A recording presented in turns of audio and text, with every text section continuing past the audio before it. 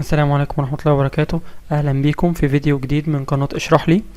النهاردة حبينا بس نوريكم ازاي توصلوا للقناة بسرعة وبطريقة عملية، وازاي تجيبوا الفيديوهات من القوائم من جوه القناة. فهنكتب هنا كده في البحث اشرح لي، نعمل انتر. هي اول حاجة قدامنا اهي، ودي الفيديوهات. لكن هندخل على القناة من جوه، هندوس على اشتراك ونعمل هنا على الجرس ده علشان يوصلنا كل التنبيهات لكل الفيديوهات الجديدة. ندخل على قائمة تشغيل، هنلاقي عندنا قائمتين. اول قائمة دي القصة بس، يعني دي شرح لقصة بلاك بيوتي بس. اما القائمة دي فديت فيها بلاك بيوتي وفيها كمان اليونتس، يونت 10 ويونت 11 وفيها اليونتات. فلو حابين تتابعوا القصة بس تقدروا تتابعوا من القائمة دي. اما لو حابين تتابعوا كمان اليونتات تتابعوا من القائمة دي. ممكن تدخل على القائمة كده مثلا،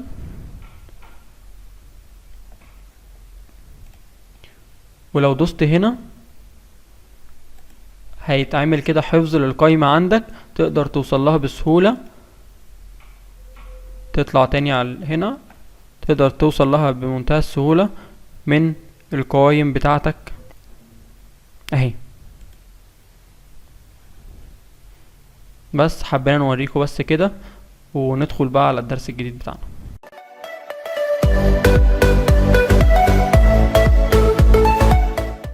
دلوقتي هنبدأ بقى في البارت رقم 5، وهو ده آخر بارت معانا النهاردة في القصة. كده نبقى خلصنا شابتر 4 كله على 5 فيديوهات، كل فيديو تقريبا تلت ساعة. هتلاقوا كل فيديو فيه كذا باراجراف وعليهم الأسئلة بتاعتهم، ياريت تشوفوهم بقى كلهم علشان تقدروا تتابعوا معانا الفيديو ده. طيب النهاردة هنعمل ايه؟ النهاردة عندنا او مقسمين الفيديو لثلاث اجزاء كالعادة. اول جزء معانا هنعمل مراجعة بالفيديو سريعة على الاربع اجزاء اللي فاتوا. تاني حاجة درس بتاع النهاردة بقى، والبارت الاخير من القصة، وهو صغير مش كبير. اخر حاجة معانا وهي كل الاسئلة اللي ممكن تيجي على البارت ده. تمام، يبقى احنا معانا دلوقتي تلات اجزاء. طيب نبدأ بقى في اول جزء معانا، وهو ملخص كل الاجزاء اللي فاتت من شابتر 4 في قصة بلاك بيوتي. اسيبكم مع الفيديو. Chapter 4 New Owners. Earl Smythe's house at Earlshall Park was much bigger than Birtwick Park and more modern. The Earl's daughter, Lady Anne, liked to ride me around the park with her brother or cousins. I enjoyed these rides, which were sometimes with Ginger and sometimes with another young horse called Lizzie. I was a popular horse with Earl Smythe's wife, as well as his daughter, but Lady Smythe always used me to pull carriages. She liked the latest fashions, and one of these was for horses to use special reins. These kept the horses' heads high in the air all the time while they were pulling the carriages. "How wonderful they look!" the lady said when she saw Ginger and me with our heads held high. But the reins were very uncomfortable, and it was almost impossible to pull the carriage up a hill when you could not put your head down.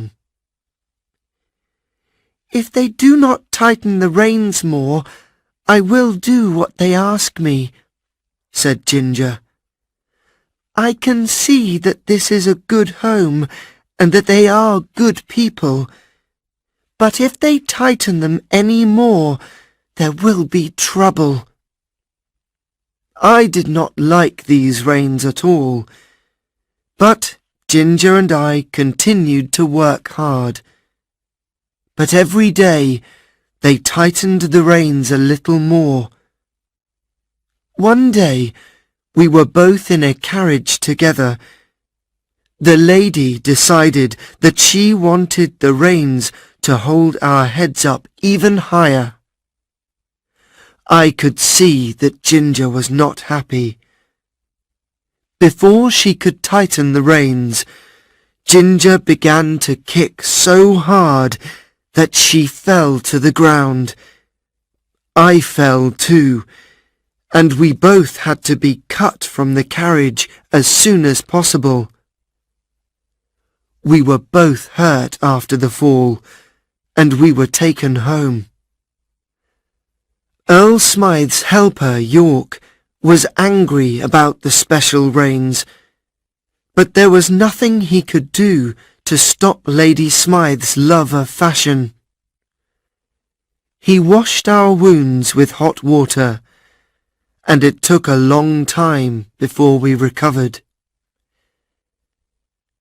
Ginger and I were put in a field to recover, but my knees were badly damaged. We were not well enough to run as we used to do, but we spent a lot of time chatting. Then, one day, the Earl came to see us with York.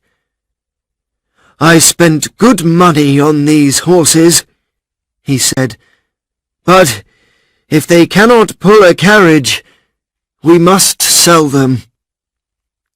"I know a man in Bath who needs a good horse," said York. "He looks after his horses well." "You should write to him, York," said the Earl. "We can still get good money for Black Beauty. I'm not so sure about Ginger."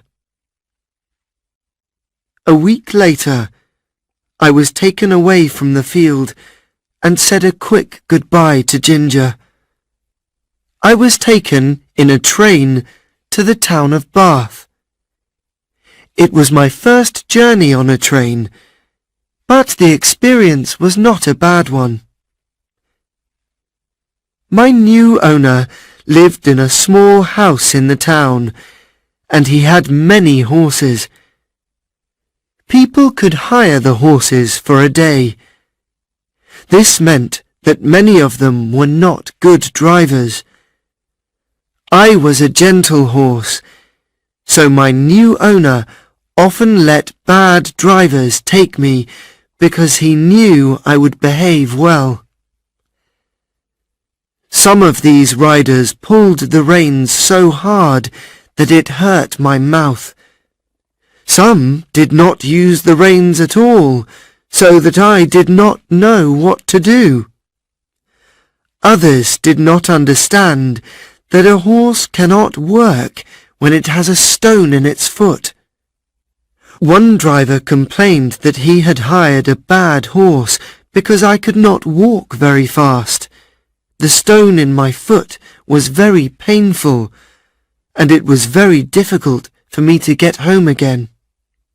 However, there were also good drivers in Bath. One of these liked me so much that he asked my owner if his friend could buy me, and soon I had another new owner. His name was Mr. Barry. He was a businessman who had little exercise, and his doctor advised him to ride a horse to keep him healthy. He had a helper called Filcher to look after me, and bought me the best food he could find. Filcher was good to me, and for a time I was happy. I did not know then that my life was not going to be happy for long. Filcher began to give me less food each week, and I became hungry. I had less energy and started to feel exhausted all the time. When Mr. Barry visited a farmer friend in the country, the friend said, "Your horse does not look the same. Has it been ill?" "No, but Filcher told me that horses often have less energy in the autumn and that it's nothing to worry about," Mr. Barry replied. That's not true, cried the farmer. If you buy good food for this horse, then it isn't eating it. Something else is. I suggest that you give this horse some good food for the next few weeks, and I advise you to watch your helper. There are some men who will steal food, even from an animal. Of course, I knew what happened to my food. Filcher put most of it into a basket and took it home. His family kept rabbits, which they sold at the market, and my food was given to them. Mr. Barry called the police after this, and they later arrested Filcher. This experience made Mr. Barry feel bad, and he decided to sell me.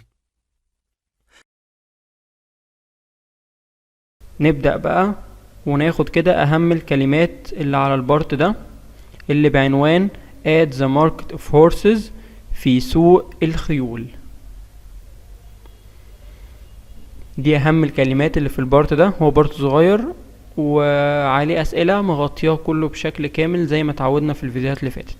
أول كلمة معانا كلمة market يعني سوق، all shapes يعني كل الأشكال، sizes الأحجام، strong قوي، old كبير في السن، sick مريض، thin نحيف، one day في يوم من الأيام، mouse فم، eyes عيون، skin جلد، knee ركبة، rough خشن اللي هو يعني بقسوة يعني، gently بلطف، softly بنعومة، each other بعضهم البعض، bounce جنيهات، new owner مالك جديد. نبدأ بقى وندخل في أول باراجراف معانا النهاردة. I was taken to a market for horses. هنا طبعا بلاك بيوتي اللي بيتكلم. اتفقنا طالما مفيش علامات تنصيص يبقى بلاك بيوتي هو اللي بيتكلم. I was taken to a market for horses. أنا اتخذت إلى سوق للخيول. There were horses there of all shapes and sizes. كان في هناك خيول بكل الأشكال وكل الأحجام. Some were tall. في بعض منهم كان طويل and strong. كان طويل وقوي. Others were old and sick. آخرون كانوا كبار في السن وكانوا تعبانين. It worried me to see some of the horses who looked very thin. في حاجة هنا بقى قلقت بلاك بيوتي وهو لما شاف الحصنة اللي هي كبيرة في السن اللي هي بقت رفيعة جدا. سأل نفسه سؤال Would I be like that one day؟ هل أنا هكون في نفس الشكل بتاعهم ده في يوم من الأيام؟ طبعا بلاك بيوتي دلوقتي سنه سن صغير فهو قوي وطويل وجسمه كويس، فهو لما شاف هنا بقى الحصنة الكبيرة في السن وان هي بقت رفيعة وضعفت فيعني اللي هو افتكر اخرته بقى. قال يعني هل يا ترى بعد سنين كتير هبقى انا بالشكل ده؟ تاني باراجراف. I stood with 3 other strong looking horses. انا وقفت مع 3 حصنة اخرين اقوياء. يبقى ممكن هنا يسألنا سؤال بلاك بيوتي وقف مع مين في السوق؟ يبقى وقف مع 3 حصنة او 3 خيول اقوياء. and many people came to look at us. وكثير من الناس جم عشان طبعا يشوفوهم عشان يشتروا منهم. the men who thought about buying me opened my mouth. الناس اللي فكرت ان هي تشتري بلاك بيوتي عملت ايه بقى؟ وده ممكن سؤال نتسأله. ايه اللي الناس اللي فكرت في شراء بلاك بيوتي عملته؟ opened my mouth فتحت فمه، looked in my eyes ونظرت في عينيه، and felt my skin وحسست على الجلد بتاعه. تمام، يبقى عملوا 3 حاجات: opened my mouth, looked in my eyes and felt my skin. Many of them saw that my knees were damaged and some were rough with me. كتير منهم شافوا ان ركبته كانت متدمرة. طيب سؤال، هي ركبته كانت متدمرة امتى؟ نفتكر كده كويس، لسه شايفين في الفيديو ركبته كانت متدمرة بعد الحادثة اللي عملها لما جينجر زقت او ركلت العربية وخبطته في ركبته ووقعته على الارض. اخرين ناس تانية كمان كانوا يعني شداد جدا معاه وكانوا بيعاملوه معاملة سيئة. طيب there was one man، كان فيه راجل واحد however who felt my legs gently، اللي هو اتعامل معاه بلطف او حسس على رجله كده بلطف and spoke softly، وتكلم بنعومة او بطريقة مهذبة. I liked him and hoped he would buy me. طبعا لما لقاه ان هو بيعامله كويس بلاك بيوتي تمنى ان الراجل ده هو اللي يشتريه. يبقى ليه بلاك بيوتي حبه وتمنى ان هو يشتريه؟ لانه he felt his legs gently and spoke to him softly، ان هو حسس على رجله بطريقة كويسة او بطريقة لطيفة واتكلم معاه بطريقة كويسة. I think we will be good for each other. انا اعتقد ان احنا هنكون يعني مناسبين لبعض، هنكون كويسين مع بعض. he said، مين اللي he said بقى؟ ده الملك الجديد. طب الملك الجديد ده مين؟ الملك الجديد ده هو جيري باركر. he is a kind taxi driver in London. يبقى الملك الجديد بتاعنا اللي معانا دلوقتي اسمه ايه؟ جيري باركر. وبيشتغل ايه جيري ده؟ بيشتغل تاكسي درايفر، سواق تاكسي. وعايش فين؟ في مدينة لندن. تمام. المعلومات دي هنعرفها في شابتر 5، بس نكون عارفينها من دلوقتي عشان لما نيجي الشابتر 5 نكون ايه بنفتكرها بس. he said he paid 24 pounds. يبقى هو اشترى بلاك بيوتي ب24 جنيه. يبقى ده ممكن سؤال كمان. جيري باركر اشترى بلاك بيوتي بكام؟ ب24 جنيه. and I had another new owner. وبقى عندي مالك جديد. بكده نكون خلصنا تشابتر 4. ندخل بقى على الاسئله بتاعه الجزء ده بس. اول سؤال معانا where did Mr. Barry sell black beauty؟ مستر باري لما قرر ان هو يبيع بلاك بيوتي باعه فين؟ طبعا سؤال بسيط جدا، هيكون باعه في الماركت فور هورسز. he sold beauty at a market for horses. باع بيوتي في سوق للخيول. السؤال التاني what kinds of horses were there at the market؟ ايه انواع الحصنة اللي هو قال لنا عليها كانت موجودة في السوق؟ كانت طبعا there were horses of all shapes and sizes. كان فيه خيول بكل الاشكال والاحجام. السؤال الثالث how were the horses at the market؟ كيف كانوا بقى الحصنة الكتير دي؟ كانوا عاملين ازاي؟ كانوا مقسومين نصين.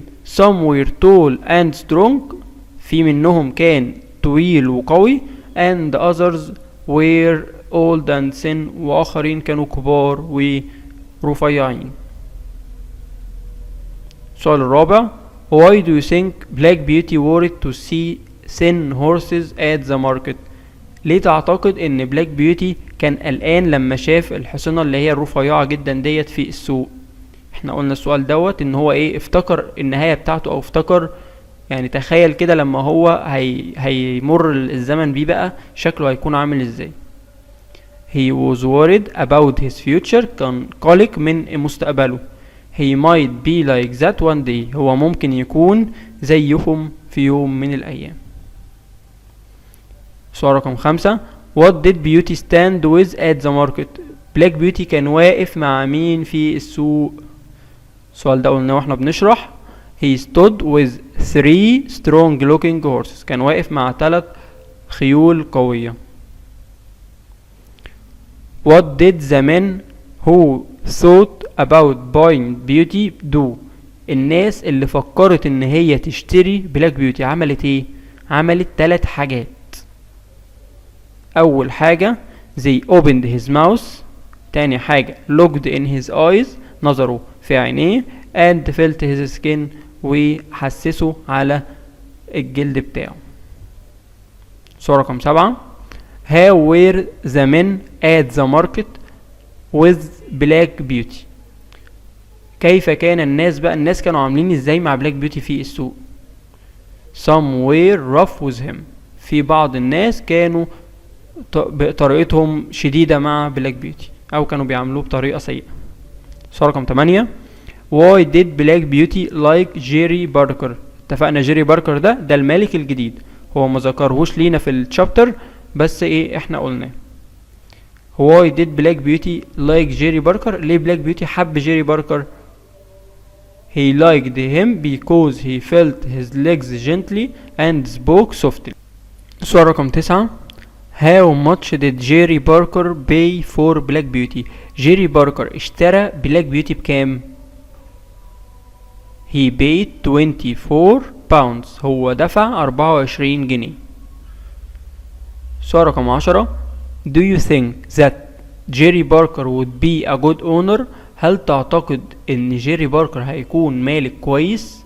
ولماذا؟ طبعا يا جماعة هو اصلا لما راح يشتريه بلاك بيوتي قال ان هو كان الوحيد اللي اتكلم معاه بطريقة كويسة، ولما جه حتى يعني يحسس على جلده كان برضو بطريقة كويسة، فده دليل ان هو هيكون ايه كويس معاه. Yes I do. ايوه انا اعتقد ده because he understands what the horses need. هو فاهم الحصان عايز ايه. Who was جيري باركر؟ مين هو جيري باركر في الصورة الصغيرة اللي كانت تحت على الشمال اللي شفناها؟ He was a kind taxi driver. هو راجل طيب بيشتغل سواق تاكسي. طيب عايش فين بقى؟ Where did جيري باركر live؟ عايش فين؟ He lived in London. عايش في مدينة لندن. كده احنا خلصنا بارت 5 اللي هو اخر بارت اصلا معانا، وكده خلصنا شابتر 4 كله. الفيديو الجاي ان شاء الله هيكون الفيديو الجاي من القصة هيكون مراجعة على شابتر 4. هنحل اسئلة كتير وهنشوف اهم الاسئلة يعني هنجيب بقى كده ملخص لاهم الاسئلة ونحلها. وبالنسبة لليونت فهنكمل بقى يونت 11، هنحل يونت 11 بارت 2، وزي ما اتفقنا في الفيديو بتاع يونت 11 بارت 1 ان احنا هنجيب قطعتين او 3 من سؤال القطع اللي في السؤال القطع اللي بيجي في الامتحان نتدرب عليهم. احنا كنا خدنا ازاي نحله في فيديو يونت 10 بارت 2، اللي ما شافش الفيديو يرجع يشوفه. خدنا ازاي نحل سؤال القطع ده واتدربنا عليه. هنكمل بقى تدريب عليه علشان الشهر الجديد هنتعلم ازاي نحل سؤال الديالوج وسؤال المواقف مع بعض. يبقى كده احنا هنبقى اتعلمنا سؤال الديالوج والمواقف والقطع، فنكون قفلنا اسئله كتير جدا، ويبقى كده ناقص لنا الباراجراف والايميل بس. طيب يا ريت ما تنسوش بقى ان انتوا تشتركوا في القناه وتفعلوا الجرس عشان يجيلكوا دايما الفيديوهات اول باول، وتنشروا الفيديوهات لاصحابكم اللي في سنه تالتة برضو لو انتوا شايفين ان الفيديوهات هتكون مفيده ليهم. ونشوفكم على خير، والسلام عليكم ورحمه الله وبركاته.